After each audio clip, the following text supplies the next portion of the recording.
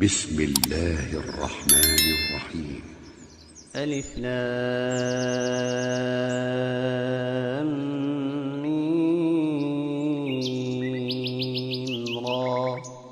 تلك آيات الكتاب والذي أنزل إليك من ربك الحق ولكن أكثر الناس لا يؤمنون. الله الذي رفع السماوات بغير عمد ترونها ثم استوى على العرش وسخر الشمس والقمر كل يجري لأجل مسمى يدبر الأمر يفصل الآيات لعلكم بلقاء ربكم توقنون. وهو الذي مد الأرض وجعل فيها رواسي وأنهارا ومن كل الثمرات جعل فيها زوجين اثنين يغشي الليل النهار إن في ذلك لآيات لقوم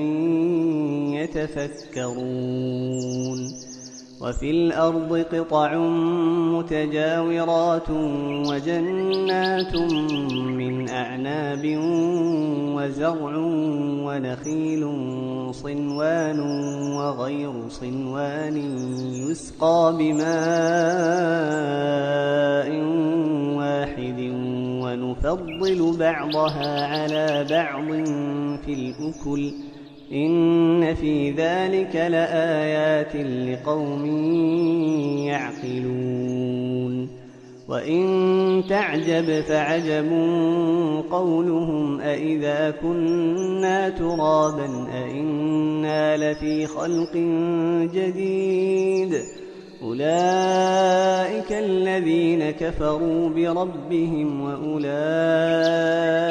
الأغلال في أعناقهم وأولئك أصحاب النار هم فيها خالدون. ويستعجلونك بالسيئة قبل الحسنة وقد خلت من قبلهم المثلات وإن ربك لذو مغفرة للناس على ظلمهم وإن ربك لشديد العقاب. ويقول الذين كفروا لولا أنزل عليه آية من ربه إنما أنت منذر ولكل قوم هاد. الله يعلم ما تحمل كل أنثى وما تغيض الأرحام وما تزداد وكل شيء عنده بمقدار. عالم الغيب والشهادة الكبير المتعال. سواء منكم من أسر القول ومن جهر به ومن هو مستخف بالليل وسارب بالنهار. له معقبات من بين يديه ومن خلفه يحفظونه من أمر الله إن الله لا يغير ما بقوم حتى يغيروا ما بأنفسهم وإذا أراد الله بقوم سوءا فلا مرد له وما لهم من دونه من وال. هو الذي يريكم البرق خوفا وطمعا وينشئ السحاب الثقال ويسبح الرعد بحمده والملائكة من خيفته ويرسل الصواعق فيصيب بها من يشاء وهم يجادلون في الله وهو شديد المحال. له دعوة الحق والذين يدعون من دونه لا يستجيبون لهم بشيء إلا كباسط كفيه إلى الماء ليبلغ فاه وما هو ببالغه وما دعاء الكافرين إلا في ضلال ولله يسجد من في السماوات والأرض طوعا وكرها وظلالهم بالغدو والآصال قل من رب السماوات والأرض قل الله قل أفاتخذتم من دونه أولياء لا يملكون لأنفسهم نفعا ولا ضرا قل هل يستوي الأعمى والبصير أم هل تستوي الظلمات والنور أم جعلوا لله شركاء خلقوا كخلقه فتشابه الخلق عليهم قل الله خالق كل شيء وهو الواحد القهار أنزل من السماء ماء فسالت أودية بقدرها فاحتمل السيل زبدا رابيا ومما يوقدون عليه في النار ابتغاء حلية أو متاع زبد مثله كذلك يضرب الله الحق والباطل فأما الزبد فيذهب جفاء وأما ما ينفع الناس فيمكث في الأرض كذلك يضرب الله الأمثال للذين استجابوا لربهم الحسنى والذين لم يستجيبوا له لو أن لهم ما في الأرض جميعا ومثله معه لافتدوا به أولئك لهم سوء الحساب ومأواهم جهنم وبئس المهاد أفمن يعلم أنما أنزل إليك من ربك الحق كمن هو أعمى إنما يتذكر أولو الألباب الذين يوفون بعهد الله ولا ينقضون الميثاق والذين يصلون ما أمر الله به أن يوصل ويخشون ربهم ويخافون سوء الحساب والذين صبروا ابتغاء وجه ربهم وأقاموا الصلاة وأنفقوا مما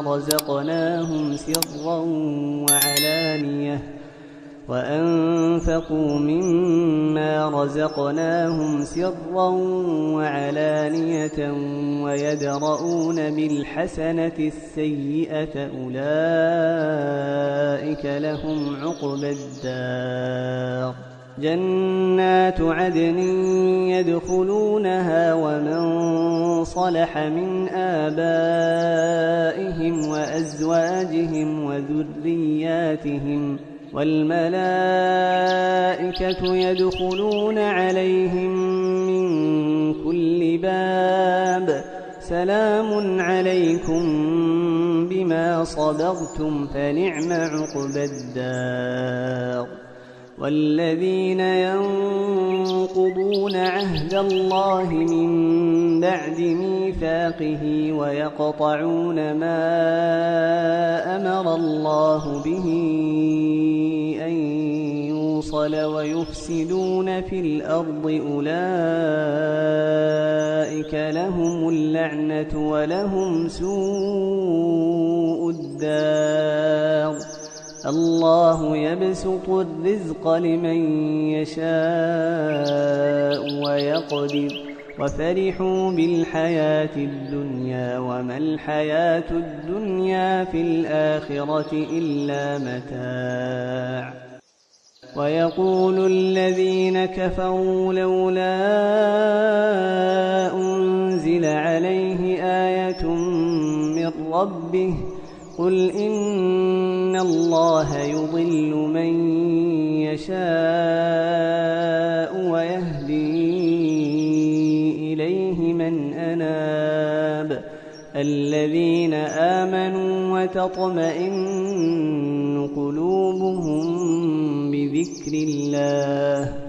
ألا بذكر الله تطمئن القلوب الذين آمنوا وعملوا الصالحات طوبى لهم وحسن مآب كذلك أرسلناك في أمة قد خلت من قبلها لتتلو عليهم الذي أوحينا إليك وهم يكفرون بالرحمن قل هو ربي لا إله إلا هو عليه توكلت وإليه متاب ولو أن قرآنا سيرت به الجبال أو قطعت به الأرض أو كلم به الموتى فلله الأمر جميعا أفلم ييأس الذين آمنوا أن لو يشاء الله لهدى الناس جميعا ولا يزال الذين كفروا تصيبهم بما صنعوا قارعة أو تحل قريبا من دارهم حتى يأتي وعد الله إن الله لا يخلف الميعاد